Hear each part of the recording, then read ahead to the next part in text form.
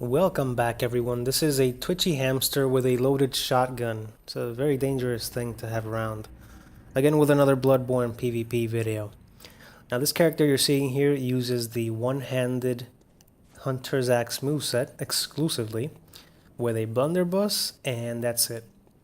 This is Gwynheim. He is a level 62 or 63, I think, one or the other.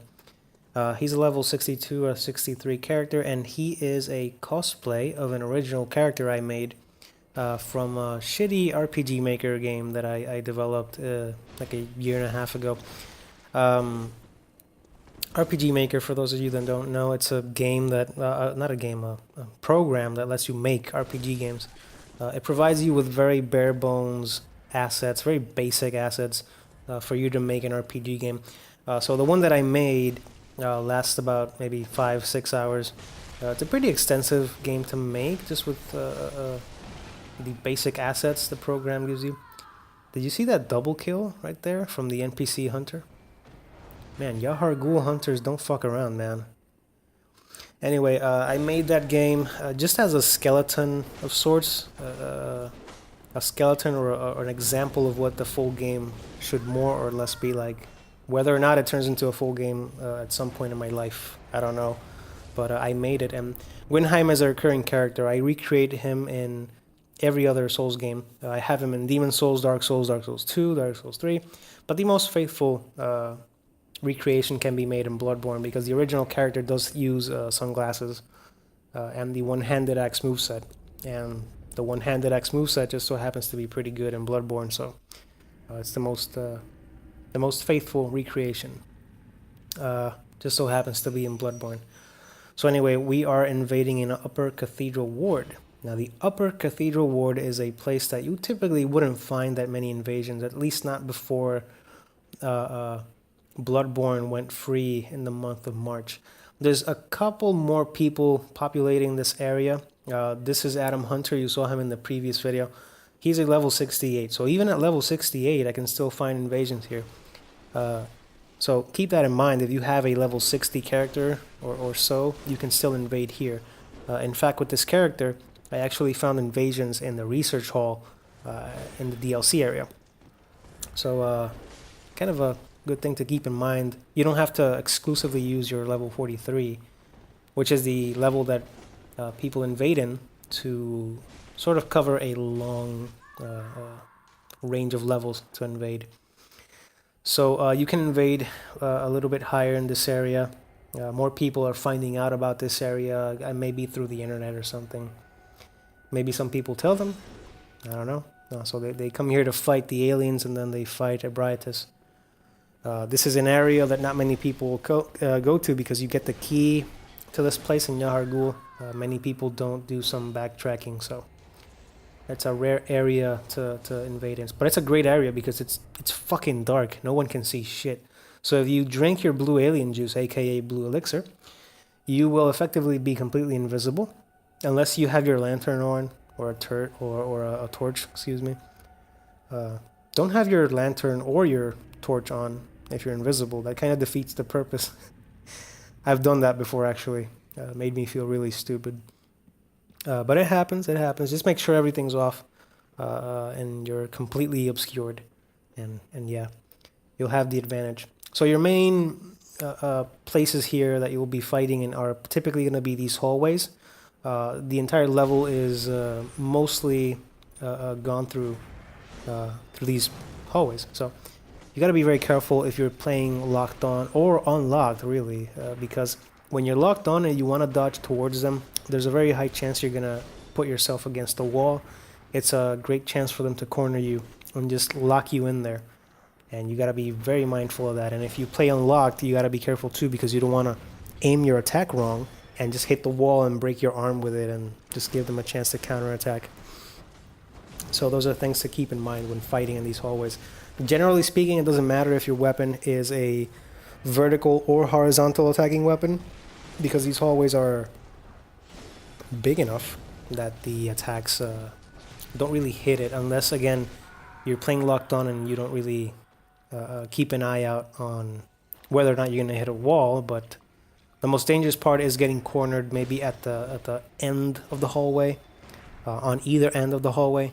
But these are typically the hallways that you'll be fighting. And I think that the hallways downstairs actually are a little bit more narrow. But this guy was trying to parry me. He was exclusively trying to parry me and only parry me. Didn't work out for him. But a cool little thing that I noticed a little bit later is that if I roll attack or if I just dash attack with the one-handed version, the pistol shot will go over me, so he's going to have no chance to hit me. So that's a cool thing to keep in mind. A lot of weapons do that, actually, so you got to check if your weapon can do that or not. See a little bit of an edgy emote, edgy walk away, keeping in character. So yeah. Those hallways are going to be your primary area that you'll be fighting in, unless you fight downstairs on the big floor, if they kill the werewolves. Now, this clip is very important for me to share with you, because I told you that if I showed you a clip of me dying, it wasn't going to be to R1 mashing. It would have been something interesting. Now, this one isn't so much interesting as it is informative, and it serves as a warning for all of you. I've been telling you since day one that Ludwig's Holy Blade is a dangerous weapon to fight against when facing a 2v1 or even 3v1. This clip will show you why. The stun power of the weapon, the fact that it stuns you for so long, is great for them, not for you as the invader. But yeah, this is let it be a warning for you. Just gonna let this clip play out and you be the judge.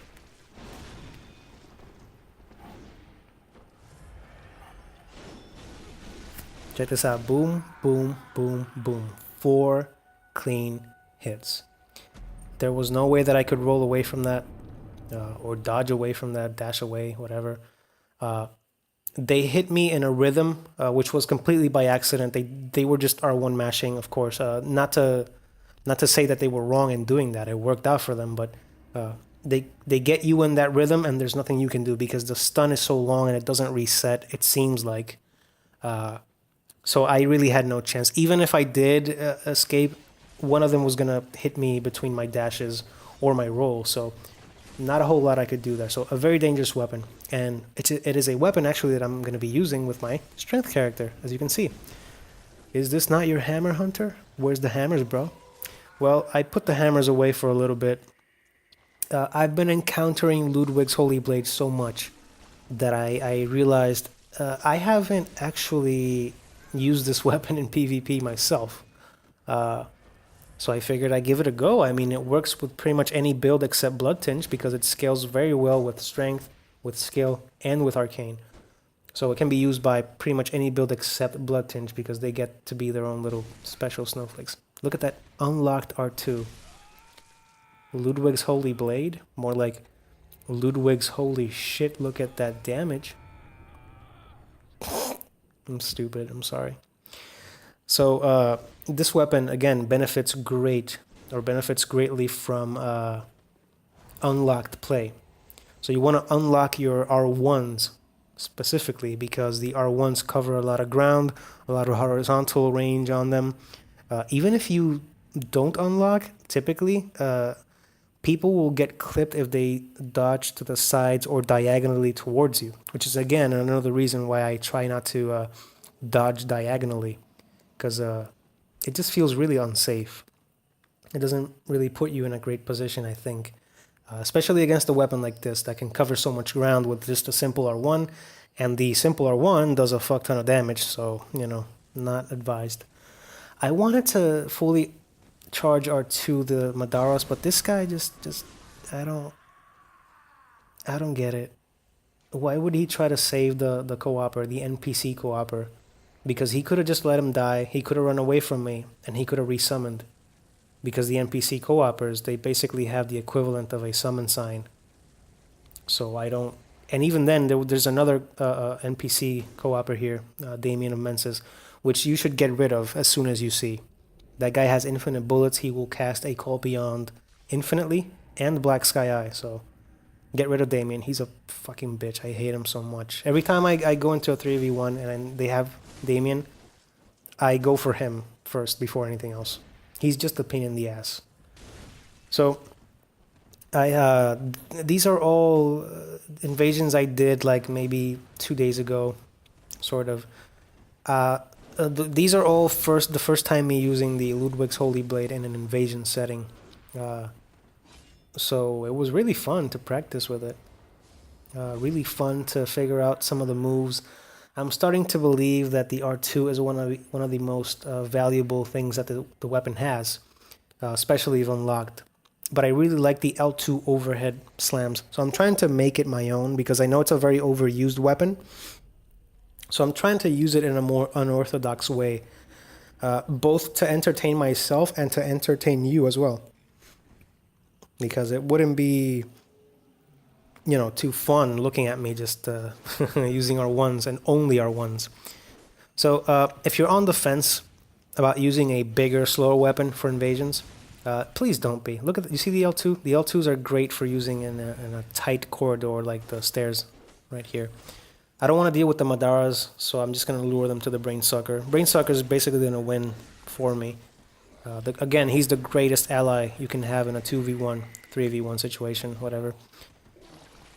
So yeah, if you're on the fence about it, don't be, because remember, in Bloodborne, it's not like in Dark Souls.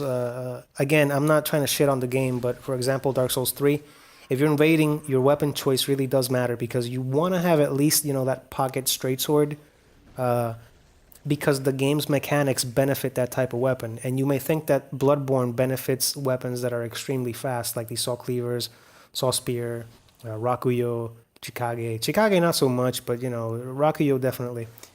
And you wouldn't be wrong, but also it doesn't mean that slower weapons don't get any benefit either. Slower weapons, I think, are not that slow at all. They're pretty good, especially compared to like your regular swing of an ultra great sword in Dark Souls 1, which is sluggish as fuck. So yeah, weapons here, bigger weapons are pretty good. So if you're on the fence about it, just do your own thing, man. Just try it. A lot of people will look at dueling videos to get their information because they think that, a very skilled duelist knows what he's talking about. They may know what they're talking about in a 1v1 setting, sure, but for example, the Saw Cleaver, Saw Spear, those weapons should be considered some of the best weapons for PvP in the game. But I find that for invasions, Saw Cleaver, Saw Spear, they're not that great for crowd control, really. Even if you do get someone in an R1 mashing blender, if you mash on a co-opper, for example, there's 2 more people that are going to be wailing on you. And unless you get them in a very specific position, you're not going to be able to hit all of them at once. Maybe with a transformation attack, but you got to keep attacking, you know what I mean? So it's really difficult to handle a gank squad with a cleaver, so that perfect dueling weapon sort of just becomes sort of okay instead of amazing. So with that in mind, if you got to be careful, because also some people get involved in the duelist mentality. You got that whole honor thing, and some people just ruin it before they even try it. They think that PvP is going to be a certain way, and then when it's not, they get disappointed, and then they blame the game, and then that's pretty much what happened to Bloodborne PvP on the earlier days. People started following the word of these YouTubers as if they were gospel, as if they were the absolute truth, and they didn't try stuff themselves, and the PvP just never got a chance to shine. So yeah, just be very careful about who you listen to, even with me. Like, if there's anything that you need to learn from me, and if there's anything that I guarantee you, is that, hey, look at my subscriber count, look at my view count. I'm not a big Soulsborne name. I'm not, a very famous Soulsborne content creator. I'm not one of the famous PvP guys. I don't even stream. You know what I mean? I'm an average Joe telling you that I've been around this community for a long time. I've seen the changes that have happened and the influence that YouTube and Twitch have had on the PvP aspect of these games. And I'm telling you, the average Joe, you can just take my word for it, or you can just take it as you will. Do your own thing. That's the number one recommendation. If you want to use that weapon and you're not sure if it's going to be good, just try it out, man. What's the worst that can happen? That you get killed? People make such a big deal out of dying in these games nowadays. Back in the day, that used to be normal. So just try whatever it is you want to try, no matter how weird it is, no matter what unoptimized you think it is. Like, not everything has to be min-maxed to hell and back, you know. Not everything has to be perfect by the numbers at all times. So just do whatever you want, because too often I see people take the word of YouTubers, famous YouTubers, and just because they have a large subscriber count and a lot of views, people will say, wow, well, I better do what he says. And people don't often do it like I just said. They don't really literally go to themselves, well, I'm going to do what he says. People subconsciously do that shit, you know? I can give you a suggestion, and even me, I'm a nobody, you know, and I understand that. I don't mind that. I do these videos because I enjoy them. I don't want to be YouTube famous. I don't want that. Even me, if I tell you that the best thing to do is whatever thing I mention, and you see it work in video as I narrate over it, subconsciously, you're going to think, well, he's right. Because there it is. I saw it on video. It works. But like I said, what I don't show you is the number of times that I get killed by just generic R1 mashing. It happens in this game. Because I'm not the most skilled PvPer. I know that. I'm not the best invader in Bloodborne. But I try my best all the time. And I try to make it entertaining for me. I often try to make it entertaining for the host. And that's really all that matters for me. Like for this example, you see I'm throwing delayed Molotovs. Just for the hell of it. And it actually works. Look. It's a 2-hit combo. He jumped over it, it exploded under his feet, and then in the air I hit him with the Ludwigs, and that was great. You don't see that often, right? So yeah, just be careful of who you listen to. Just remember to form your own opinions. Don't let the PvP hotshots, don't let the negative Nancys tell you that, no, Bloodborne PvP, blah, blah, blah. Whatever opinion that you want to have is an opinion that you're going to formulate on your own with the information that you read, the information that you see, or, you know, whatever. And as an average Joe, as basically a nobody, I can tell you that the best thing you can do, at least in the case of Bloodborne, do your own thing. Don't worry about the gems. I already talked about that, what you should do, where you should get them. You don't have to do much farming, blah, blah, blah. You know how it is. So just try whatever you want to try. Try whatever playstyle you want to try. You want to try using transformation attacks more often, but you think they're too risky? Try them out anyway, man. What's the worst that's going to happen? You're going to die? So what? You know, it's so what? You respawn and you try again. It's not a big deal, man. So many people just make such a big deal out of stuff that works and doesn't work. So if it doesn't work, then just move on to something else. Or not. Keep trying it. If you want, really. If it works, sort of, maybe. Just keep trying it. So I'm fighting the Shadows of Yharnam at Bergenworth. It turns out that what you've been seeing here is what they look like without the cloaks. It's a weird glitch that happens in Bergenworth. I don't know. It's very appropriate because there are 3 of them, so you know it's kind of cool that I got that on video. But yeah, just do your own thing, all right? Just don't listen to the duelist tryhards or the other hotshot invaders that invade with the meta builds or whatever. And they're like, no, don't invade with the Ludwigs. It's not better than the whatever.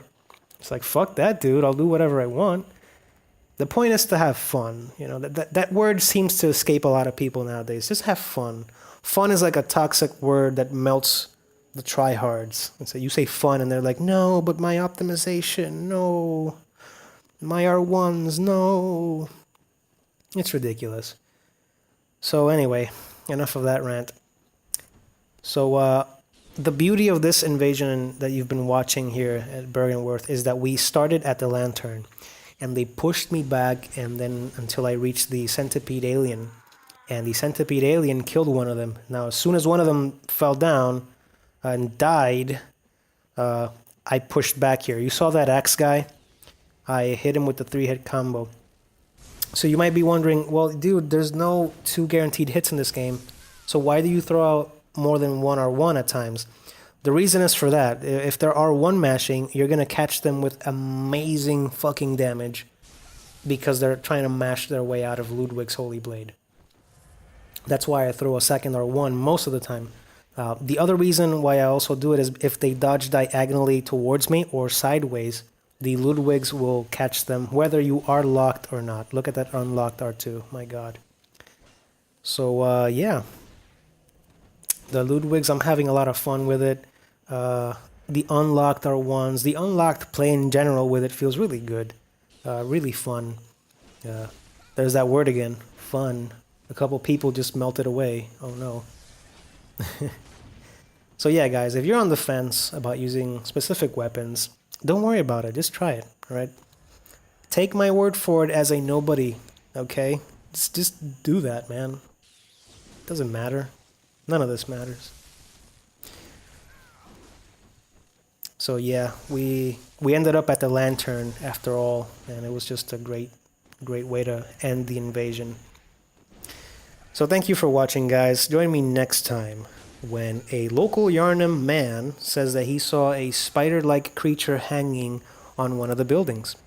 Is he onto something, or is he just crazy and blood drunk? Find out next time. See you later, guys.